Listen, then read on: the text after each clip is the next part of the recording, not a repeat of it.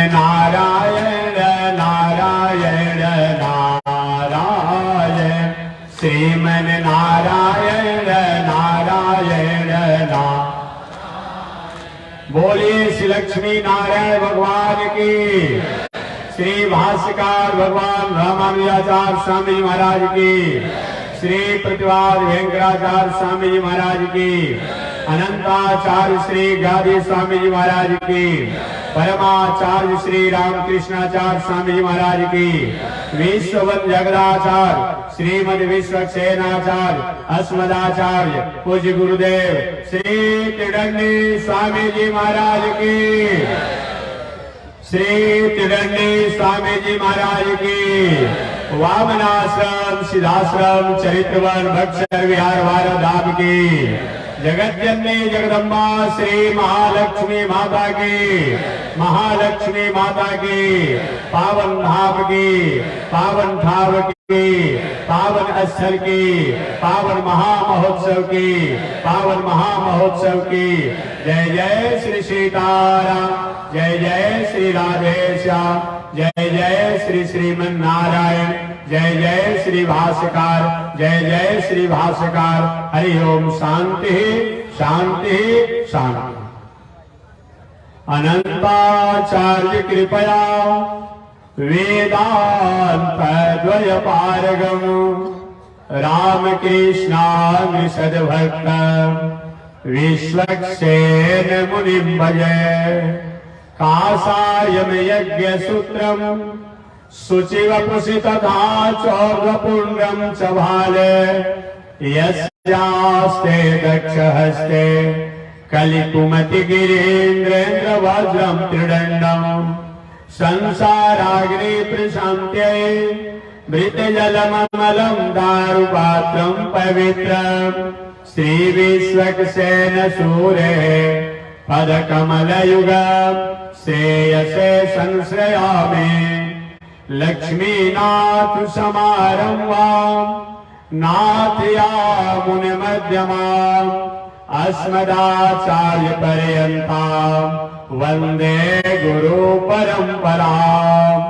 नारायणाय विद्महे वासुदेवाय धीमहि तन्नो विष्णु प्रचोदयात्।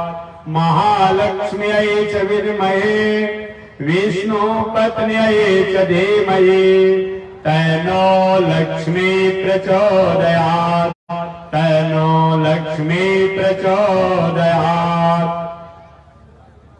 परमाराध्य श्री लक्ष्मी नारायण भगवान प्रातः स्मरणीय पूज्य आचार्य श्री के जुगल चरणों में कोटिशा नमन। भगवत भागवत आचार्य कैंकर्य पारायण महानुभाव हरिद्वार की पावन भूमि से चलकर आए हुए माया मधुसूदन पीठाधीश्वर जगत गुरु रामानुजाचार्य स्वामी वैकुंठनाथ जी महाराज द्वारा आपने राम कथा श्रवण किया। इनसे पहले एक चक्रापुरी आरा से चलकर आए हुए जगत गुरु रामानुजाचार्य आचार्य गिरधर शास्त्री जी महाराज द्वारा आपने श्रीमद वाल्मीकि रामायण नहीं हो रही थी, श्रीमद वाल्मीकि रामायण की कथा आप श्रवण कर रहते होंगे। उनसे पहले आरा जगदीशपुर के पावन भूमि से चलकर आए हुए श्री आनंद बिहारी शास्त्री जी द्वारा आपने भागवत कथा श्रवण किया होगा। उनसे पहले आप ब्रह्मचारी जी कथा हुई आपने, हमारे ब्रह्मचारी जी कथा आपने सुना होगा सिद्धराचार्य जी का। चलिए उसी कड़ी में मैं भी अल्प समय में अपनी बातों को निवेदन। मैंने प्रथम दिन निवेदन किया था, हमारे आपके मन में प्रश्न बने ही रहते हैं, आते ही रहते हैं। यज्ञ की, कथा के, पूजा के, पाठ के, धर्म के, तीर्थ के होते रहते हैं, हम करते हैं, लेकिन मन में बना रहता है। इन प्रश्नों के समाधान करते हुए मैंने निवेदन किया था, कथा केवल कहने सुनने का नहीं है। मोक्ष की बात तो अलग है, स्वर्ग की बात तो अलग है, लेकिन संसार में भी हम सांसारिक वस्तु व्यवस्थाओं और साधन संसाधन से अगर हम त्रिकालावधि संपन्न रहना चाहते हैं, इसके लिए भी कथा, धर्म, कर्म, पूजा पाठ की आवश्यकता है। दूसरी बात मैंने बताया था, कथा द्वारा दशा और दिशा, यही मेरा विषय था। आज इसी कथा के साथ, शब्दों के साथ मैं उपसंहार भी करूंगा, क्योंकि जिस कथा को मैं प्रारंभ करता हूं उपसंहार भी उसी शब्दों से मैं कर देता हूं। तो मैंने निवेदन किया था कि कथा से हमारी दशा और दिशा, इन दोनों जो है अपने आप में इसका सुधार होता है। दशा और दिशा, अगर कहीं किसी के सुधार की बात होती है तो कथा के द्वारा ही होती है। कुछ लोगों का दशा ठीक है तो दिशा ठीक नहीं है। दशा माने क्या होता है? दशा माने होता क्या है? दशा माने घर द्वार, दलान, मकान, गाड़ी घोड़ा, ये सब दशा है। किसी लोगों की दशा ठीक है तो दिशा ठीक नहीं है। दिशा माने क्या होता है? महाराज जी घर में सब कुछ है, लेकिन बेटा मेरी आज्ञा में नहीं है, पत्नी मेरी आज्ञा में नहीं है, पुत्री मेरी आज्ञा में नहीं है, पतो मेरी आज्ञा में नहीं है, लोग गलत मार्गों के अधिकारी हो गए हैं, ये दिशा बिगड़ा हुआ है। तो धर्म ही एक ऐसा है, यज्ञ ही एक ऐसा है जो हमारे दशा और दिशा, इन दोनों को अपने आप में ठीक करता है, पवित्र करता है। इसलिए स्वर्ग की बात अलग है, मोक्ष की बात अलग है कि हमें स्वर्ग प्राप्त होता है, मोक्ष प्राप्त होता है, ये तो बात की बात है और मानने वालों की बात है।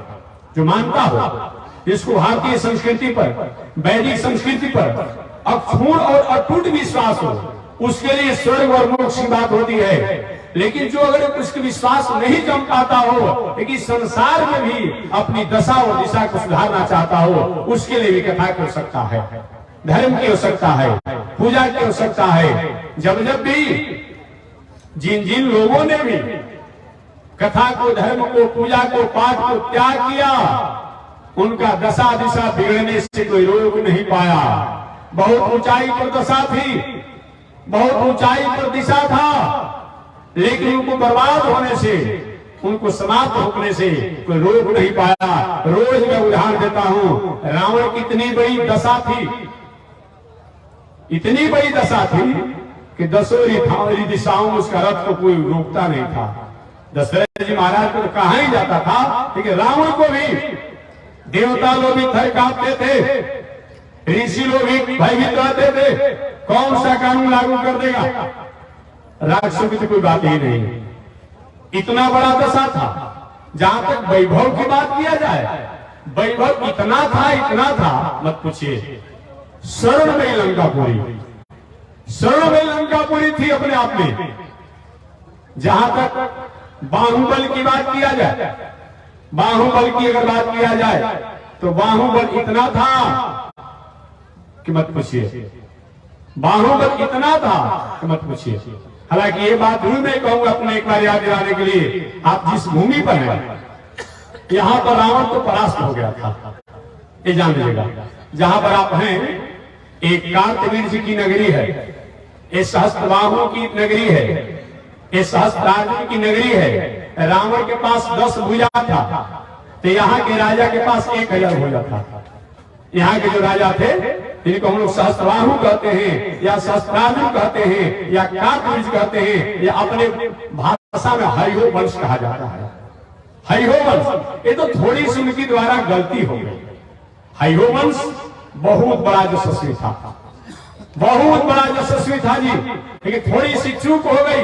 जब हमारे आपके पास पद प्रतिष्ठा, मान सम्मान, ऐश्वर्य, कीर्ति हो, तो थोड़े से फूक फूक करके और देख देख करके चलना चाहिए। उसी में कहीं न कहीं फाल्ट होने की संभावना रहती है, विचलित होने की संभावना रहती है। सहस्त्रार्जुन कार्तवीर का इतना ऐश्वर्य वैभव था, सहस्त्रबाहु की इतना ऐश्वर्य वैभव था। यही सासाराम के, जो आपको सासाराम कहा जाता है अपने आप में, जिनको आप कहते हैं, यहाँ के राजा का इतना वैभव था कि रावण जैसे पराक्रमी को, रावण जैसे अपने को वीर मानने वाले को, जो त्रैलोक पर अपना एक साम्राज्य रखता था, ऐसे रावण को अपने घोड़शाला में बांध करके यहाँ के राजा ने रखा था, कैद करके। समझिए, घोड़शाला का जो पीछे बांधने वाला जो पिछाड़ी होता है, उसी में रावण को बांध करके रखा गया था, ये जान लीजिएगा। वो तो विश्वामुनि जी आए, विश्वामुनि आए, पुलस्त्य ऋषि आए और आकर के यहाँ कहे, हे राजन, आपने मेरे कुल खानदान मेरे वंशज के अपने आप में प्रतिष्ठा को आपने धो दिया और इसको मुक्त कर दिया जाए। उसी सत्य के अनुसार यहाँ के राजा द्वारा मुक्त किया गया रावण को कि आज के बाद जब मैं कभी बुलाऊंगा इनको आना पड़ेगा। मेरे जो क्षेत्र है मेरे मित्र का जो राज क्षेत्र होगा वहां अपने आप में बिना मेरे आज्ञा के इनको प्रवेश नहीं करना होगा। लेकिन ऐसे अगर बात किया जाए तो रावण के पास दशा बहुत बड़ा था, थोड़ा बड़ा नहीं था अपना आप में। इतना दशा था कि पूरी दुनिया में देवताओं से कहता चलो पानी भरो, देवता लोग पानी भरते थे। और कोई बहुत बड़ा आदमी हो और उससे कहीं पानी भरवाइए और झाड़ू दिवाइए तो इससे जीवन में कभी किया नहीं है, हो पाएगा? करना पड़ता था, करना पड़ता था। लेकिन चुप क्या हुआ रावण। और जहां तक ये बात कहा जाए कुल खानदान की बात तो आप जानते हैं, थोड़ा बड़ा कोई अपना बड़ा आदमी हो जाता है। इतना बड़ा कुल खानदान था, इतना बड़ा कुल खानदान था कि उत्तम कुल पुलस्त के नाती कौन नहीं जानता है। तो दशा इतनी बड़ी थी। दिशा की जहां तक बात करें रावण के वंशज का दिशा तो बहुत उत्तम था, बहुत उत्तम था। रात दिन साधना में रहने वाले, तपस्या में रहने वाले थे। परंतु रावण की माताजी जो थी जिसका नाम था कैकसी, एक तो राक्षस की बेटी थी तो थोड़ा सा उसका अंश रहा उसको। उसके बाद भी कैकसी का विवाह ऋषि से हुआ था विश्रवा मुनि के साथ। लेकिन कैकसी ने क्या किया, एक मर्यादा से संतान प्राप्ति की कामना किया, जिसका परिणाम क्या हुआ कि रावण जैसा अपने आप में पुत्र हो गया। हमेशा मैं माताओं को निवेदन करते रहता हूं कि माताओं तुम्हारे पर राष्ट्र की गरिमा है, राष्ट्र की जिम्मेवारी हमारी माताओं पर है, विश्व की जिम्मेवारी हमारे आगे बढ़ गया, विश्व की जिम्मेवारी हमारी माताओं पर है और समाज की जिम्मेवारी हमारी माताओं पर है। माताएं चाहें तो राष्ट्र को बना सकती है, माताएं चाहें तो राष्ट्र को बिगाड़ सकती है, माताएं चाहें तो भगवान को जन्म दे सकती है, माताएं चाहें तो हमारे भगवत पाद श्री रामानुजाचार्य, श्री प्रतिवाद भयंकराचार्य, श्री अनंताचार्य गादी स्वामी जैसे और परम पूज्य गुरुदेव श्री त्रिदंडी स्वामी जैसे संतों को जन्म दे सकती है। माताएं थोड़ी सी कहीं अपने मार्गों से भटक जाए हिरण्याक्ष और रावण और कंस भी जन्म देने में कहीं देर नहीं लगेगी। इसलिए माताओं की अपनी गरिमा में रहना चाहिए। कभी भी दुनिया कुछ भी हो जाए, दुनिया कहीं भी अपने आप अपनी गर्भ में जाने की संकल्प ले ले, लेकिन माताओं को अपनी मर्यादा और गरिमा में रहनी ही चाहिए। हुआ क्या आप जानते होंगे, कैकसी ने विश्रमा मुनि से और समय संतान की कामना किया, संतान प्राप्ति की कामना किया, जिसका परिणाम क्या हुआ बाद में चल करके वही रावण कुंभकर्ण इत्यादि हुए। कथा विस्तार से आप जानते हैं। नीतिकारों ने कहा है, शास्त्र में भी आती, हमेशा मैं निवेदन करते रहता हूं कि कुछ लोग कहते महाराज जी हमें संतान 10 वर्ष हो गया, कोई संतान की उम्मीद नहीं है। हमने कहा देखिए भाई, हम भगवान से मंगल कामना करेंगे, हम धर्म शास्त्र की बात बता देंगे, होना और नहीं होना हमारे बस की बात नहीं है, और हमारे बस की बात नहीं, किसी के बस की बात नहीं है। हम कर्तव्य करेंगे, हम कर्म करेंगे, लेकिन होना और नहीं होना हमारे और आप किसी के बस की बात नहीं है। लेकिन एक व्यवहारिक बात हमेशा निवेदन करते रहता हूं कि संतान प्राप्ति की इच्छा जब हो अपने आप में गृहस्थ आश्रम में प्रवेश करने के बाद, उसमें दिल, दिमाग, मन, बुद्धि, चित्त पवित्र होना चाहिए। किसी उपद्रवकारी का, किसी दुष्ट व्यक्ति का, किसी नालायक व्यक्ति का, किसी मर्यादा से गिरी हुई स्त्रियों का स्मरण चिंतन करके स्त्री या पुरुष संतान की मर्यादा को स्वीकार न करे संतान प्राप्ति के लिए। अन्यथा जो सोचेंगे, जो विचार करेंगे, जो ध्यान करेंगे, बाद में होने वाला संतान जो है उसी लक्षण से होगा। अतः इस पर विचार होना चाहिए। संतान की प्राप्ति जो है ये भोग नहीं है, ये यज्ञ है, ये यज्ञ है, ये संस्कृति है, ये पूजा है, ये आराधना है। इसलिए पवित्र भावना होकर के दिल, दिमाग, मन, बुद्धि पवित्र होकर के अगर संतान की कामना किया जाता है, आज भी ध्रुव जैसे और प्रहलाद जैसे पुत्र निश्चित रूप में होंगे। इसको रोका नहीं जा सकता है, रोका नहीं जा सकता है। कब जब स्त्री पुरुष दोनों का दिल, दिमाग, मन, बुद्धि नहीं की उल्टा उपद्रव भोजन करके और संतान की कामना करेंगे तो बेटा जो होगा सुंदर दिखने में तो होगा, लेकिन जब ही बड़ा होगा तो कुत्ता जैसा गुड़गुड़ाने लगेगा। देखेंगे, आंख देकर माता पिता को अपने आप पे टेढ़ी नजर से देखेगा, उसका दोष है, दोष तो आपका है, आपने विचार नहीं किया, इसलिए इस पर विचार होना चाहिए, यही बताया गया है। विश्रवा मुनि ने विचार नहीं किया, विचार तो किए लेकिन टैक्सी मानी नहीं, प्रणाम से रावण हुआ। तो रावण के पास दशा तो इतना बड़ा था, कोई रोक नहीं पाया। दिशा की बात, दिशा पहले कुल खानदान बहुत श्रेष्ठ था, लेकिन एक अपने ननिहाल पक्ष का इस पर कुछ गुण आया और इसका बिगड़ गया। हुआ क्या, दशा बिगड़ गया, दिशा बिगड़ गया। बहुत संपत्ति रहने के बाद भी, बहुत ऐश्वर्य वैभव होने के बाद भी रावण का सब कुछ बिगड़ गया। इसका एक कारण, वकालत का एक शब्द में, पापी व्यक्ति से कभी घृणा नहीं करनी चाहिए। थोड़ा सा आपको आश्चर्य होगा, पापी व्यक्ति से कभी घृणा नहीं करनी चाहिए, पाप से घृणा करनी चाहिए। पापी व्यक्ति भी पाप को छोड़ दे रहा है, वह भी आदर का पात्र है, ये जानना चाहिए। अगर पापी व्यक्ति कोई गलत काम किसी कारण जान अनजान में हो गया और समझाने कारण बुझाने कारण अगर कहीं अच्छे मार्गों का अधिकारी हो जाता है तो साधु रेव समंतव्य, वो साधु के समान आदरणीय है, वंदनीय है, पूजनीय है। उदाहरण के रूप में हमारे वाल्मीकि जी, उदाहरण के रूप में अंगुलीमाल ठाकुर, कौन नहीं जानता वाल्मीकि जी। दुनिया का कोई भी उपद्रव ऐसा नहीं था जो उनके द्वारा नहीं हुआ था, लेकिन संतों के कारण, संतों के सहवास, संतों के कथा सुनने के कारण वाल्मीकि भाई ब्रह्म समाना आदर के पात्र हो गए, कौन नहीं जानता है। इसलिए पापी व्यक्ति से घृणा नहीं करनी चाहिए, पाप से घृणा करना चाहिए। अगर पापी व्यक्ति भी पाप को त्याग रहा है, वह आदर का पात्र है, वह समाज में आदर का पात्र रहता है, ये बताया गया है। इसलिए मैं निवेदन करना चाह रहा था कि रावण जो कुछ भी हुआ उसको जब समझाया गया, मान लेना चाहता था।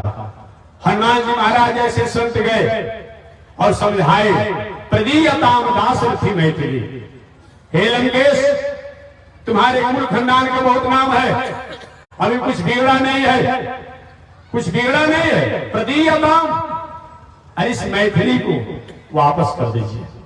इससे होगा क्या, आप आनंद से इस लंकापुरी के भोग को भोगिए। रावण जो है हनुमान जी पर अपने आप में आवेश हो गया, हे बंदर, अब तुम हमको समझाने वाले गुरु मिले हो, ब्रह्मा जी से हम पढ़े हैं, शंकर जी से हमने ज्ञान प्राप्त किया है, अब हमको पढ़ाने वाले तुम ही हो। और हनुमान जी तो कुछ व्यंग्य बोला, वाल्मीकि रामायण में आया है, लंकेश रावण ने हनुमान जी पर कुछ व्यंग्य बोला, देखो तुम्हारा दोष नहीं है, तुम्हारे जाति का ये स्वभाव है। रावण ने कहा हनुमान जी को, तुम्हारे जाति का स्वभाव है कि जिसका तुम खाते हो उसका तुम गाते हो।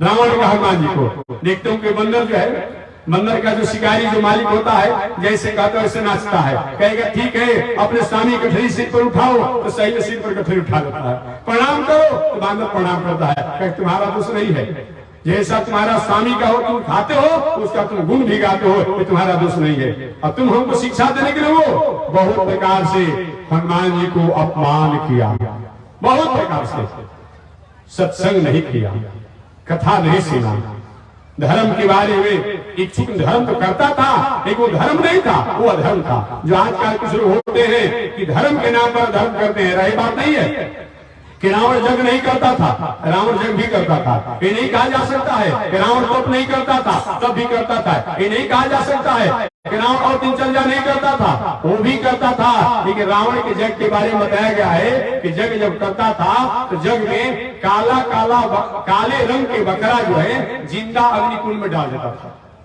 अब समझिए ये कोई जग है, ये ऐसा जग करता था अपने आप में, इस तरीका से अपावन जब करता था अपने आप में। तपस्या जब करता, तपस्या नहीं होता कि अपने आप जो भी अपने आप धर्म संस्कार संस्कृति को अपने आप बढ़ावा दे रहे हैं उनका विनाश हो जाए, ये संकल्प ले करता, ये कोई तपस्या है।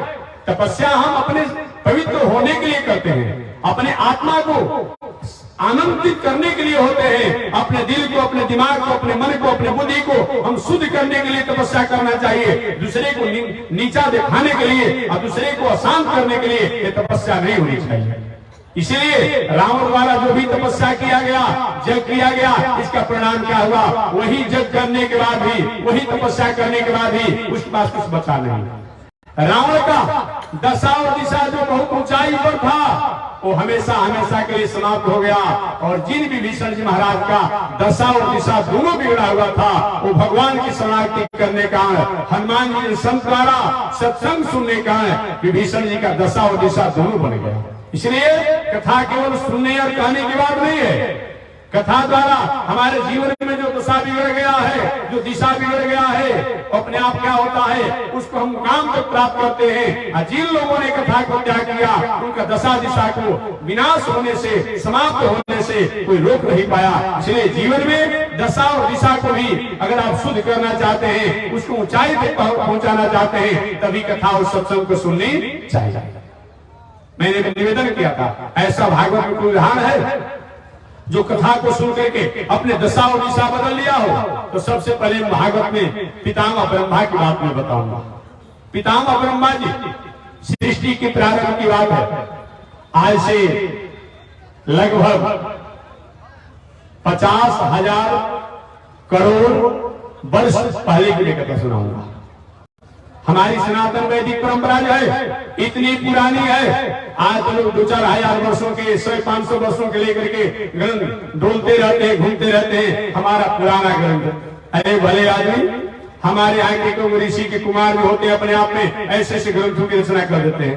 तुम एक किताब नहीं हो, अमुक में लिखा हुआ है, अमुक में लिखा हुआ है, अमुक में लिखा हुआ है। हमारे यहाँ तो एक ऋषि कुमार, एक समान विद्वान भी ऐसे ऐसे ग्रंथों को लिख देते हैं। इसलिए हमारे यहाँ वैदिक परंपरा कब से शुरू है? 50,000 करोड़ वर्ष पहले की ये सनातन वैदिक परंपरा है। ब्रह्मा जी से भगवान श्रीमन नारायण के नाभि कमल से प्रकट हुए। प्रकट होने के बाद ब्रह्मा जी अपने अस्तित्व को जानना चाहे कि आखिर मैं कौन हूं।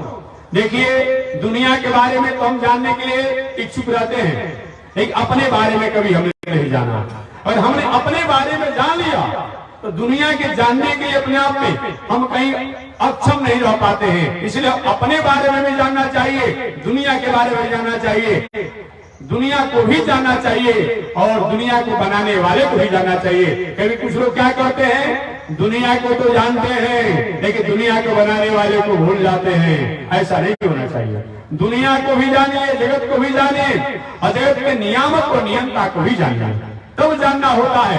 ब्रह्मा जी जब भगवान के कमलनाल से प्रकट हुए, उनके मन में इच्छा हुई, जिज्ञासा हुई, आखिर मैं कौन हूँ, मैं कहां से आया हूं, मैं क्यों आया हूं, हमें क्या करना चाहिए।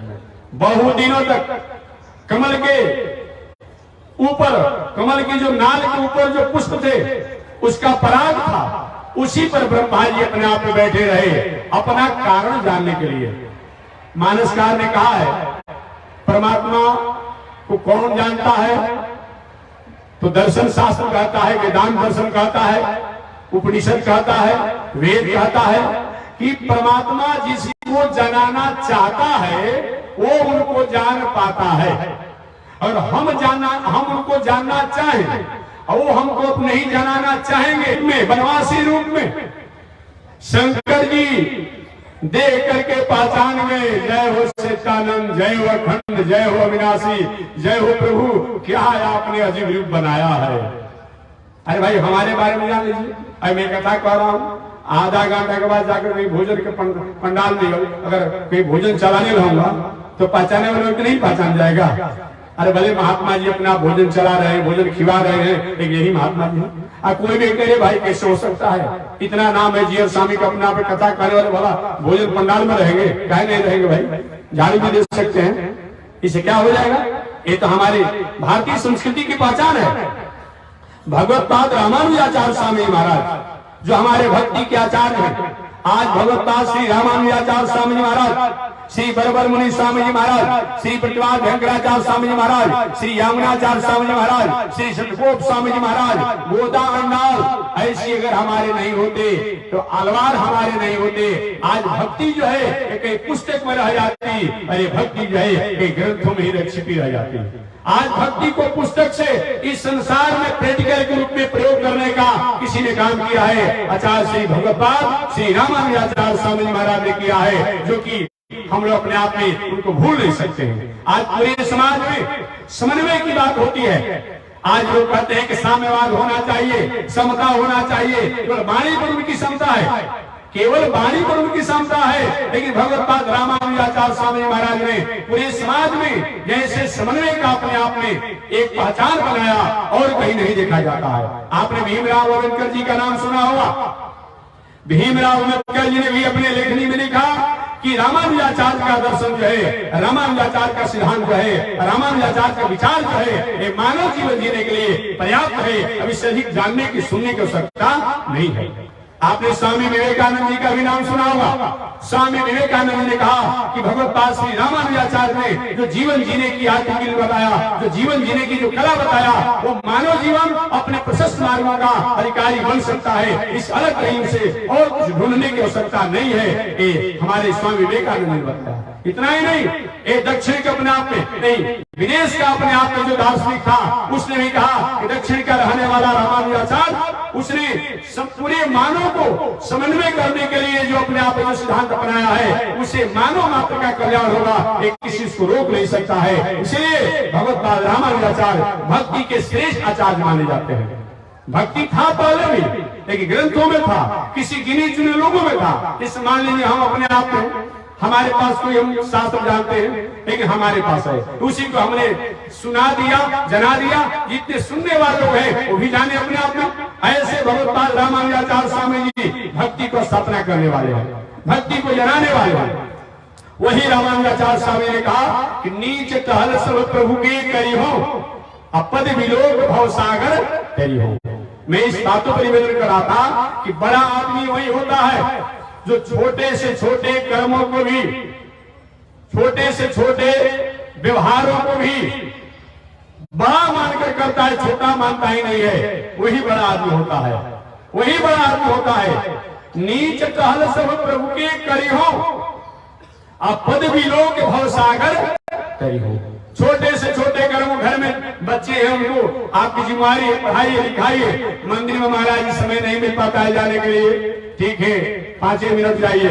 बच्चा घर में उसको समय से भोजन देकर उसको अपने आप में जलपान की व्यवस्था करके समय से स्कूल में पहुंचा दीजिए, और पहुंचाने के बाद समय मिले तो मंदिर में जाइए, एक मिनट दर्शन कीजिए, पुनः घर के दिनचर्या में लग जाइए। भगवान की प्रसन्नता होती है। वर्ग की जबरदस्ती कर्म ही पूजा है, यही कर्म पूजा है। इस कर्म में परमात्मा की आज्ञा मान करके, परमात्मा की भावना मान करके अगर हम कर्म करते हैं, हर कर्म ही धर्म हो जाता है, हर कर्म ही साधना हो जाती है, हर कर्म ही आराधना हो जाती है, हर कर्म ही पूजा हो जाती है।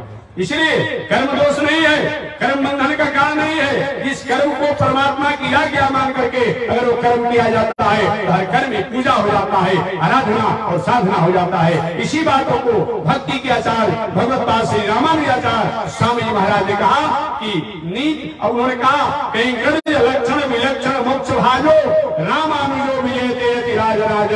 हे दुनिया में रहने वालों, कहीं कर्ज लक्षण विलक्षण मोक्ष भाजो। सेवा जो है एक ऐसा अजब किस्म का मुक्ति का पात्र है, एक मुक्ति की अपना व्यवस्था है, एक मुक्ति का सिस्टम है, एक मुक्ति का आयाम है, एक मुक्ति का आधार है, जो देखने में पता नहीं चलता है, लेकिन सहजता से हम मुक्ति को प्राप्त कर लेते हैं। इसके उदाहरण में विदेहराज जनक, विदेहराज जनक ने कभी घर द्वार नहीं छोड़ा, लेकिन कहीं परमात्मा से लग रहे भी नहीं। हर कल यहाँ पर समय निवेदन किया था कि सुखदेव जी और नारद जी को वो ज्ञानोपदेश देते हैं, लेकिन राजकाज की व्यवस्था से कहीं अलग नहीं रहने वाले हैं। इसलिए मनुष्य जीवन में बताया गया है आत्मनिर्भर जीने की कला का मतलब होता है कि खेती, व्यापार, नौकरी, अध्ययन, अध्यापन, परिवार, पत्नी, बाल बच्चों के साथ रहे, लेकिन उन कर्मों में परमात्मा की आज्ञा मान करके, परमात्मा की भावना मान करके अगर कर्म करते हैं तो हर कर्म ही वह साधना और आराधना हो जाती है। यही सारे शास्त्रों का आदेश है, यही बातों को कथा सत्संग में बताई जाती है। तो हमारे वही रामानुजाचार्य हैं जो कहा कहीं कर्ज लक्षण विलक्षण मोक्ष भाजो रामानुजो विजयते राज राज। इसी बातों को मानसकार ने कहा, जो पहले मैंने बता दिया। रामचरित मानस में मानसकार ने कहा, उनसे पूछा गया बाबा आप भी बता दीजिए ना। कलिकाल के लोग जो है योग नहीं कर पाएंगे, तपस्या नहीं कर पाएंगे, साधना नहीं कर पाएंगे, आराधना नहीं कर पाएंगे, मुक्ति का क्या साधन है? तो मानस काल में हमारे भगवत रामानुजाचार्य स्वामी महाराज जो कहे हैं उन्हीं बातों की अपने आप उन्होंने अपनी भाषा में निवेदन कर दिया कि नीच टहल सो प्रभु के करी हो, अपद विलोक भवसागर करी हो। इसी बातों को श्रीमद् भागवत महापुराण में महर्षि वेदव्यास जी महाराज ने कहा, जो भगवत पाद रामानुजाचार्य स्वामी महाराज ने वाद में चल करके अपने आप में उसको अपने आप निवेदन अपने तरीका से किया था। तो भागवत में क्या कहा? कायेन वाचा मनसेन्द्रियैर्वा बोध्यात्मना वा निश्चित स्वभावात् करोमि यज्ञात् सकलं परस्मै नारायणाय समर्पयेत्। कायेन वाचा, अपने शरीर द्वारा, अपने वाणी द्वारा, अपने इंद्रियों द्वारा, इंद्रियों के स्वभाव द्वारा, आत्मा द्वारा, आत्मा के स्वभाव द्वारा वो जो कर्म किया जाए उन कर्म और कर्म के फल उन परमात्मा की भावना करके उनको समर्पित करके और वो कर्म किया जाता है तो हर कर्म ही वह धर्म और साधना हो जाती है।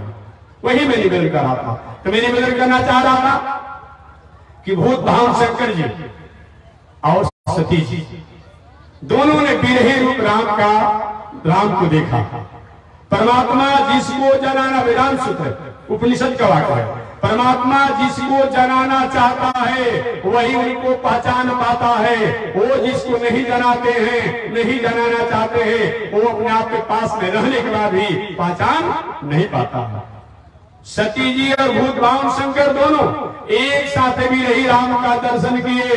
राम जी भले हो राम बिरही का रूप बनाए हो लीला करने के लिए, वृक्षों से, हरिणियों से, प्रकृति से, पर्वतों से, पहाड़ों से, जलाशयों से पूछते हैं, क्या आपने मेरी सीता को देखा है? भूत भावन शंकर जी मुस्कुरा रहे हैं, प्रभु हद हो गई। जिनकी ज्ञान के कारण, जिनके दृष्टि के कारण सारा दुनिया अपने को दृष्टि वाला माना जाता है, ज्ञानवान माना जाता है, वैभव वाला माना जाता है, तेजवान माना जाता है, ऐश्वर्यवान माना जाता है। और आज भला आप दुनिया को ये भ्रमित करने के लिए, अपनी माया में मोहित करने के लिए आप इन मेघों से पूछते हैं, इन पर्वतों से पूछते हैं, इन वृक्षों से पूछते हैं, जय हो सच्चिदानंद। देखिए वहां भी जय हो सच्चिदानंद, सत्य चित आनंद, सत्यानंद। जय हो अखंड, अखंड भी कहते हैं, जय हो अविनाशी, जय हो प्रभु। अब सती जी का माथा खराब हो गया, प्रभु अरे किनको प्रणाम कर रहे हैं? ये कौन है? अरे देवी यही तो मेरे सत्यानंद है, यही तो मेरे अखंड है, यही तो मेरे अविनाशी है, यही तो मेरे स्वामी है। इन्हीं का तो मैं समाधि योग साधना में ध्यान चिंतन करता हूं। सती जी अपना माथा पर राम राम। महाराज कुछ भ्रमित आप हो गए हैं क्या? भ्रमित नहीं हो गए? अरे जो एक बिरही का रूप बना करके घूम रहा है और उसको आप अपना खंड मानते हैं, ये सत्ता मानते हैं, ये अविनाशी मानते हैं। बाबा ने कहा देवी जी ये लीला कर रहे हैं, ये नाटक कर रहे हैं, और नाटक में जैसा रोल होता है वैसा पात्रता किया जाता है, वैसा पात्र बनना पड़ता है। अब पात्र बन करके मंच पर उसी के अपने आप अनुसार अपने आप में रोल को अदा किया जाता है, एक्शन किया जाता है। जानने वाला जानता है न कोई रोहित है न कोई हरिश्चंद्र है, लेकिन जब रोहित हरिश्चंद्र का जब पाठ करेगा, नाटक करेगा मंच पर, तो उसी भाषा उसी स्वरूप में होता है। लेकिन पहचानने वाला डायरेक्टर जो है अपने आप में, देखने वाला भी समझते हैं भले कुछ देरों के लिए ऐसा हुए बचता ये नहीं है। देवी जी ये है नहीं लेकिन दिखा रहे हैं। सत्य को हम तो नहीं मानोगे। बाबा ने क्यों? तुम हमारी पत्नी हो, हम मान रहा हूं, तुम नहीं मानोगी कि महाराज पत्नी तो जरूर हो, सभी बात आपको मान लूंगी, लेकिन ये बात मैं नहीं मानूंगी। बाबा ने क्यों नहीं मानोगी बताओ? विवाह के समय प्रतिज्ञा होता है ना जी, अब तो भूल गए होंगे। एक बार अपने आप बालक बालिका के विवाह हो गया था, अब विवाह हुआ था अपने आप में, विवाह के कुछ दिन बीत गए, अपने आप में थोड़ा आपसी लोग झुक हो गई। हम लोग जब हो गए अपने आप में, जो वर पक्ष के अपने आप में जो थे लाइए वकील साहब, कन्या पक्ष के लाइए। वकील साहब क्या किया आपने? कन्या के वचनों को पूरा किया है ना?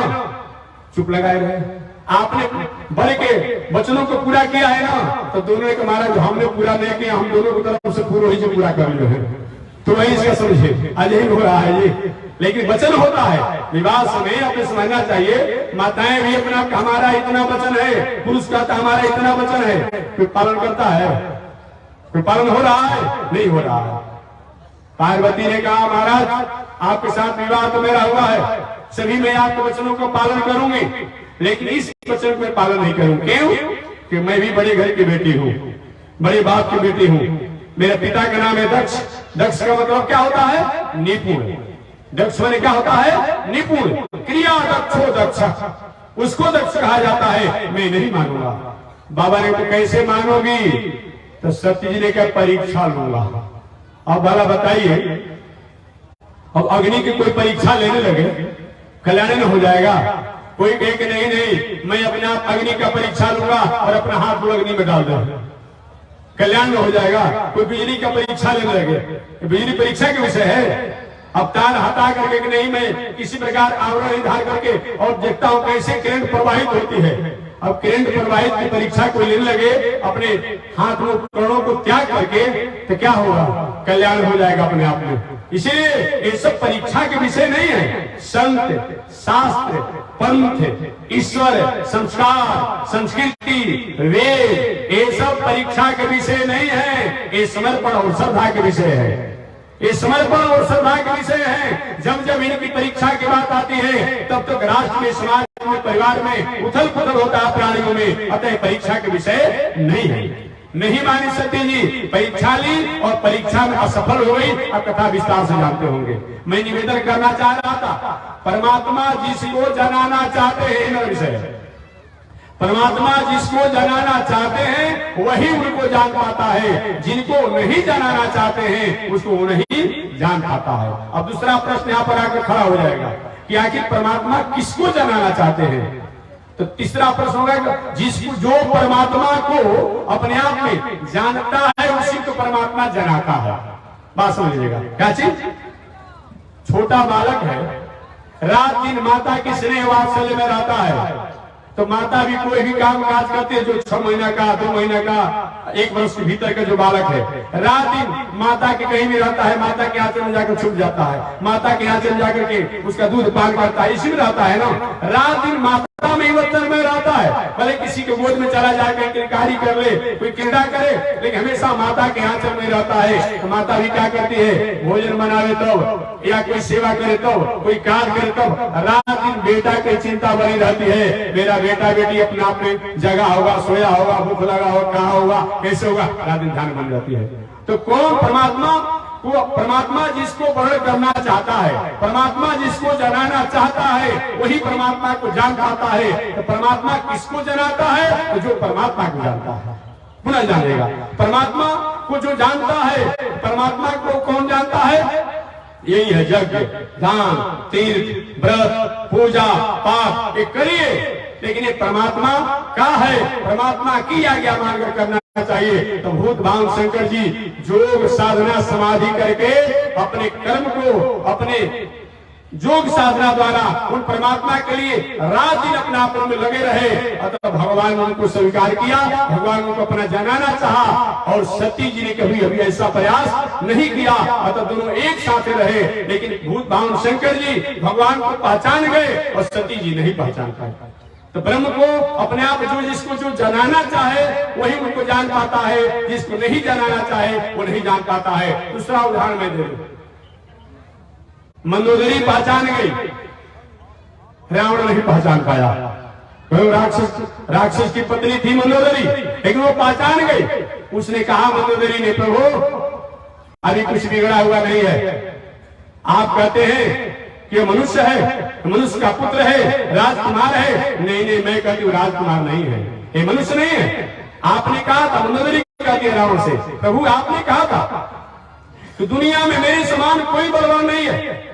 आपने अपने समान अगर किसी को बलवान माना था तो खरदूषण को आपने बलवान माना था। ऐसे खरदूषण को ये 14,000 सेनाओं सहित जिन्हें पल गिरते गिरते जिन्होंने संहार कर डाला, फिर उनको तो मनुष्य कहते हैं आप, उनका राजकुमार कहते हैं।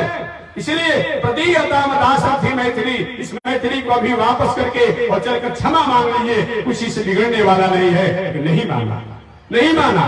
मंदोदरी पहचान गई लेकिन रावण नहीं पहचान पाया, बांदर राजकुमारी नहीं पहचान पाया, तारा पहचान गई, विभीषण जी पहचान गए, सुग्रीव जी पहचान गए, हनुमान जी पहचान गए। इसलिए बताया गया है कि जो परमात्मा अपने आप में जो चाहे कितना भी हो, मार्ग से भटका हो, लेकिन परमात्मा को जो स्वीकार कर लेता है, तो चाहे पापा नाम बा सुहा नाम बा न कचित अपराधी न, भगवान कहते हैं अहम पासन पापे भ्यो मोक्ष इच्छामि मा सुच, मैं उसके पहले के पापों को अपराधों को समाप्त करके और उत्तम गति और कल्याण को प्राप्त कराता हूँ। इसलिए मनुष्य जीवन में कथा केवल सुनने और पढ़ने के लिए है।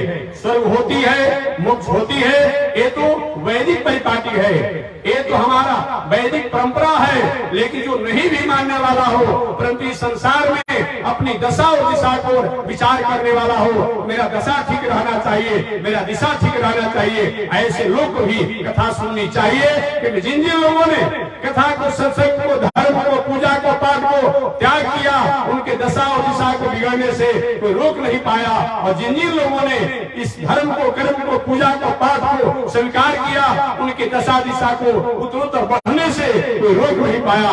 दोनों उदाहरण मैंने आपके सामने दिया। अतः मानव जीवन में एक कथा जो है हमारे दशा और दिशा, इन दोनों को अपने आप में अवसर करने के लिए, आयाम तक पहुंचाने के लिए सबसे श्रेष्ठ है। इसी शब्दों के साथ मैं वाणी को विराम दे रहा हूँ। आगे परमात्मा की जय श्री श्रीमन नारायण लक्ष्मी नारायण, श्रीमन नारायण लक्ष्मी नारायण, श्रीमन नारायण नारायण नारायण, श्रीमन नारायण नारायण नारायण। आग लगी आकाश में बरसन लगे अंगार हो, आग लगी आकाश में बरसन लगे अंगार। संत नहीं होते जग में तो जल मरता संसार हो, संत नहीं होते जग में तो जल मरता संसार। श्रीमन नारायण नारायण नारायण, श्रीमन नारायण नारायण नारायण। तैनी देखी रघुनाथ ये हमारी ओरिया, तैनी देखी रघुनाथ ये हमारी ओरिया, तैनी ताकी रघुनाथ जी हमारी ओरिया, तैनी ताकी रघुनाथ जी हमारी।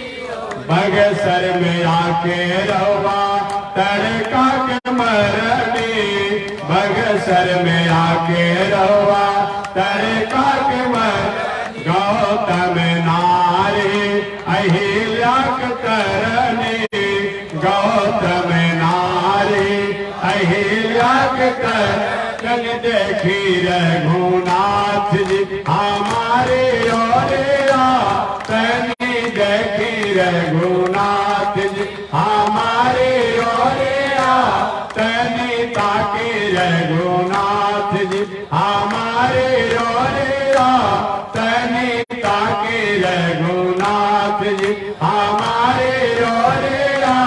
श्रीमन नारायण नारायण नारायण, श्रीमन नारायण नारायण नारायण, लक्ष्मी नारायण नारायण नारायण, लक्ष्मी नारायण नारायण नारायण। बोलिए श्री लक्ष्मी नारायण भगवान के, श्री भास्कर भगवान श्री रामानुजाचार्य स्वामी महाराज के, श्री प्रतिवाद वेंकटाचार्य स्वामी महाराज के, अनंता परमाचार्य गांधी स्वामी जी महाराज की, परमाचार्य रामकृष्णाचार्य स्वामी जी महाराज की, विश्व वंदनाचार्य श्री तिदंडी स्वामी जी महाराज की, श्री तिदंडी स्वामी जी महाराज की, पावन धाम की, पावन ठाव की, पावन अवसर की, पावन महामहोत्सव की, पावन महामहोत्सव की। जय जय श्री सीताराम, जय जय श्री राधेश्याम, जय जय श्री श्रीमन्नारायण, जय जय श्री भास्कर, जय जय श्री भास्कर, जय जय श्री भास्कर, जय जय श्री रामानुजाचार्य, जय जय श्री रामानुजाचार्य। हरि ओम। शांति शांति शांति।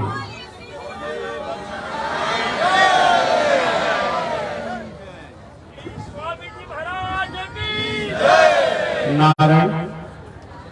ओम चंद्रमा मनसो जात जक्षो सूरजो अजायत श्रोत्राद्वायुष प्राण समुखादिनिरजायत शेषते लक्ष्मी शवत्न्या वहोरात्रि पार्श्वे नक्षत्राणि रूपमस्मिनाव्यातम् ईश्वरिघाणा मयिघाणा सर्वलोकं मयिघाणा कासायं यज्ञसूत्रं शुचिवपुषि दधाचोर्धपुण्डं जभाले यस्यास्ते दक्षहस्ते कलिकुमति गिरीन्द्रेन्द्र भद्रं प्रदण्डं संसाराग्नि प्रशान्त्यै नित्यजलममलं दारुपात्रं पवित्रं श्री विश्वक्सेन सूर्य पदकमलयुगं श्रेयसे संश्रयामि अमरयाद शूद्र चलमतिरसोया प्रसव कृतघ्नोदरमाणि स्मर परवसो वञ्चन पर निशंस भावीश कथमहमित दुःखजलदे रपारादुत्रीरस तव परिचर्ययं शरणयो, तव परिचर्ययं शरणयो।